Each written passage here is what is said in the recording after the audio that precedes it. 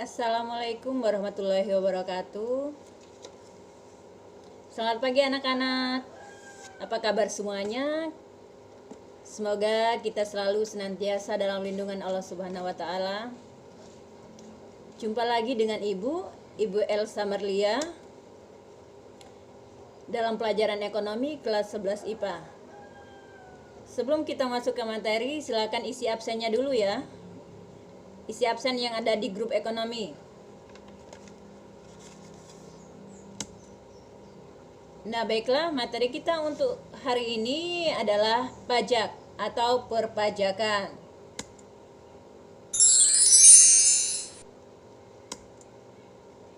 Tujuan pembelajaran yaitu untuk menjelaskan pengertian pajak, fungsi pajak, jenis-jenis pajak, dan manfaat pajak.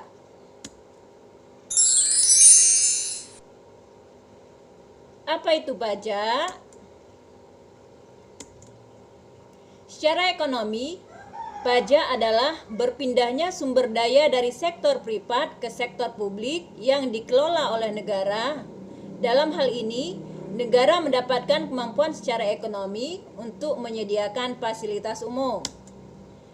Nah, yang kedua, dari segi hukum, pajak adalah iuran wajib yang dipungut oleh pemerintah dari masyarakat atau si wajib pajak untuk menutupi pengeluaran rutin negara dan biaya pembangunan tanpa balas jasa yang dapat ditunjuk secara langsung. Fungsi pajak. Fungsi pajak ini terdiri dari 4. Yang pertama adalah fungsi anggaran. Yang pertama adalah fungsi anggaran. Pajak merupakan sumber pendapatan negara untuk nanti diimbanginya dengan pengeluaran negara. Yang kedua, fungsi pajak yaitu sebagai fungsi regulasi. Pajak bisa menjadi alat untuk mengatur bidang sosial dan ekonomi. Contohnya, untuk menghambat inflasi, melindungi produk dalam negeri dengan adanya pajak pertambahan nilai, memancing kegiatan ekspor, serta menarik investor atau investasi. Yang ketiga adalah fungsi distribusi. Negara menggunakan pajak untuk pemerataan kesejahteraan melalui jaminan kesehatan, fasilitas umum, misalnya jalan, jembatan, dan pemberian bantuan dari dinas-dinas sosial. Yang keempat adalah fungsi stabilisasi. Negara dapat menggunakan pajak untuk mencapai stabilisasi ekonomi. Contohnya dengan menaikkan kenaikan pajak untuk meningkatkan pendapatan negara.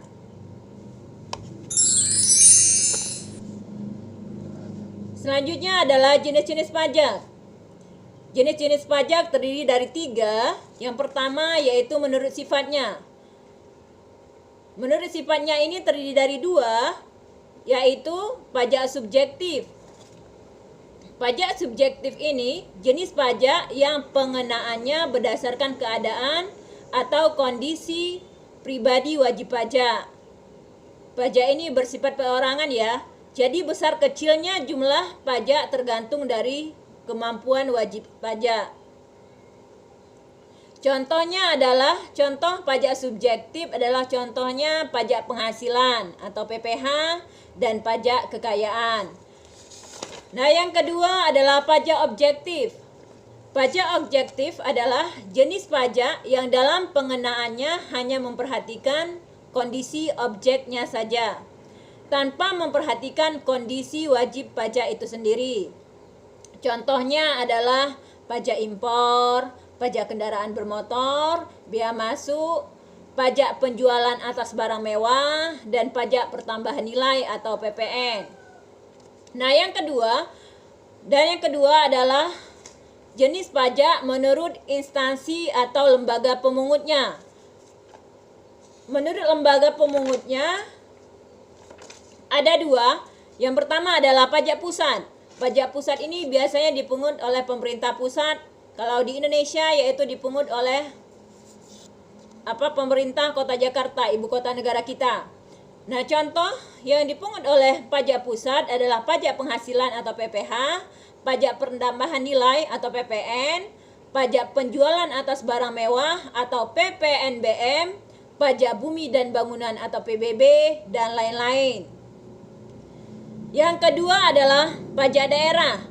Pajak daerah ini dipungut oleh pemerintah kota provinsi maupun pemerintah kota kabupaten. Pajak daerah ini biasanya pajak kendaraan bermotor, PKB ya, pajak hotel, pajak restoran, pajak hiburan, pajak tontonan, pajak reklame juga bisa, dan pajak bea balik nama kendaraan. Nah, yang ketiga adalah menurut jenis pajak, menurut cara pemungutannya. Terdiri dari dua, ada pajak langsung dan pajak tidak langsung. Nah, kalau pajak langsung, pajak ini dibebankan atau ditanggung oleh wajib pajak itu sendiri dan tidak dapat dialihkan kepada pihak lain. Contohnya adalah PPH, pajak penghasilan ya, itu tidak bisa diwakilkan. Yang kedua, pajak kendaraan bermotor. Yang ketiga adalah pajak bumi dan bangunan. Selanjutnya adalah pajak tidak langsung. Pajak tidak langsung ini pajak yang dibebankan atau dapat dialihkan pembayarannya kepada pihak lain. Contohnya adalah pajak pertambahan nilai atau PPN. Kalau pajak pertambahan nilai ini biasanya kita temui pas kita misalnya makan di KFC, makan di restoran-restoran, atau misalnya kita temui pas kita lagi makan di hotel atau lagi di mall juga bisa. Terus selanjutnya Ibu jelaskan tadi dari fungsi pajak, jenis-jenis pajak. Nah, kita bisa mengambil kesimpulan dari manfaat pajak. Nah, dana yang terkumpul dari pembayaran pajak merupakan salah satu sumber pendapatan vital bagi negara. Semua akan digunakan oleh negara dan diperuntukkan sebesar-besarnya bagi kemakmuran rakyat. Adapun manfaat pajak ada 6. Yang pertama adalah membiayai semua pengeluaran negara. Dan yang kedua, mengatur laju inflasi. Ketiga, mengatur laju pertumbuhan ekonomi negara. Yang keempat adalah sebagai alat mendorong kegiatan ekspor. Pajak ekspor barang. Nah, pajak ekspor barang ini contohnya misalnya dengan dikenakan 0% untuk pajak ekspor. Ini sangat membantu untuk para produsen-produsen untuk mengekspor barangnya ke luar negeri. Nah, yang kelima adalah memberikan perlindungan terhadap barang produksi dari dalam negeri. Sehingga misalnya seperti ini, tarif pajak untuk impor itu dibesarkan, dan tarif pajak untuk ekspor itu dikecilkan. Sehingga barang kita bisa diekspor ke luar negeri, sehingga barang-barang Indonesia bisa dinikmati juga oleh masyarakat luar negeri. Nah, yang keenam adalah menstabilkan kondisi dan keadaan perekonomian Indonesia. Ibu kira cukup hari ini untuk materi pajak kita hari ini. Untuk materi kita pajak hari ini cukup sekian. Semoga bermanfaat. Sampai jumpa di lain kesempatan. Assalamualaikum warahmatullahi wabarakatuh.